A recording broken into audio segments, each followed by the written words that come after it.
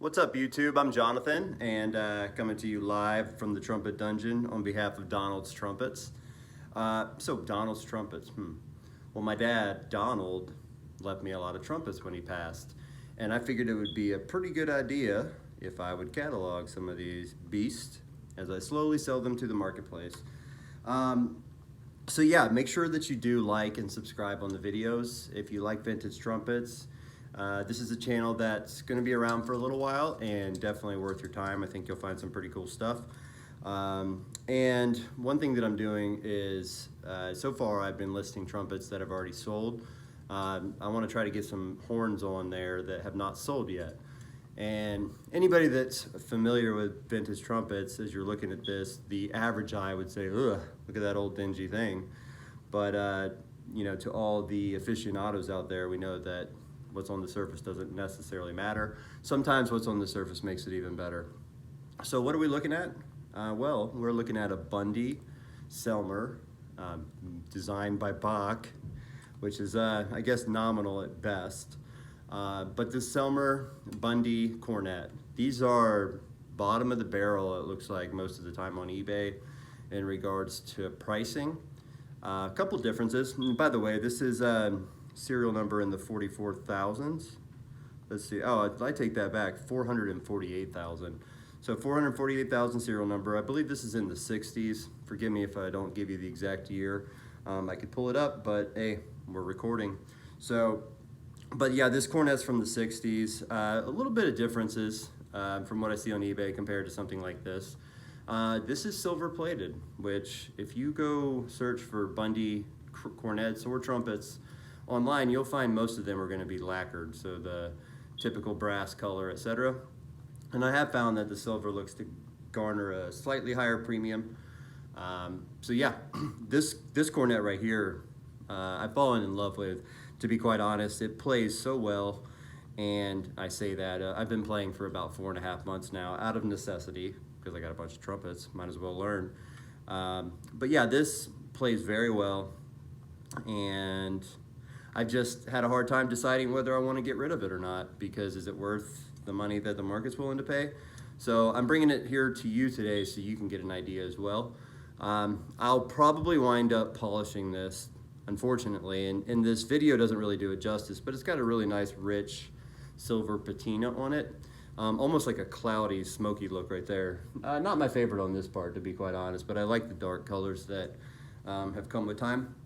But I'm going to probably polish this up, and this will turn out to be a beautiful, shiny silver trumpet. With a few exceptions, there is some plating loss here and there. You can't really even see it. Actually, you can kind of see it right here if it's in the shadow. And let's see, that's about it.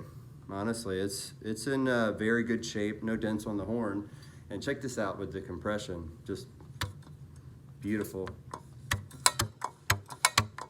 And the valves, equally as impressive. If you can see this on here, just valves are in really good shape. There's a little bit of wear from the years, but I'm telling you, looks really good. So let's play a little tune here so you can get an idea of the timbre or the resonance or whatever the word is. And I will compare this to, I think it's a 40s Martin Handcraft cornet, which is also a really cool playing horn. So if you've watched any of my other videos, I'm gonna stick with When I Fall in Love for now. Just something to stay consistent. I'm playing on this Bach 10.5C cornet mouthpiece. And I also wanted to switch it up. I have this Conn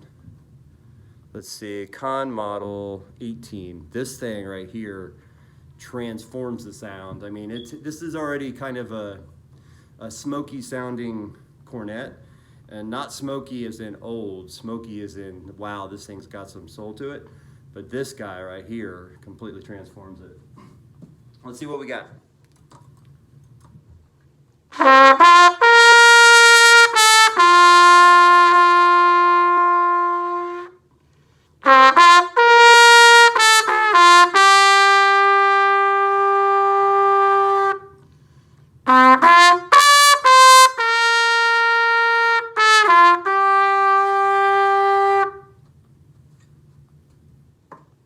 Like I say, I'm not a professional. I've been playing now. It's been about 4.5 months. Loving the journey too, by the way. Con 18.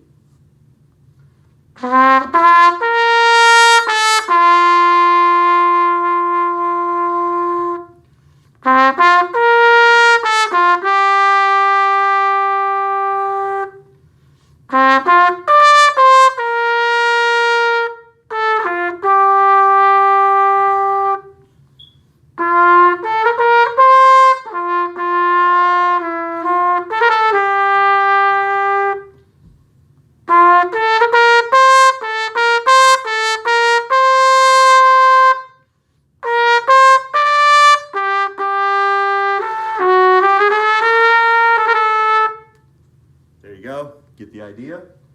So I will go ahead to the Martin Cornet. We're gonna go ahead and stay with the same mouthpiece for now so your ears can keep the course. So like I said, Martin Handcraft, this thing is awesome. And this one right here, this is another one of those, why would you polish this? Video doesn't really do it justice, but it's got such a cool look to it. When I fall in love.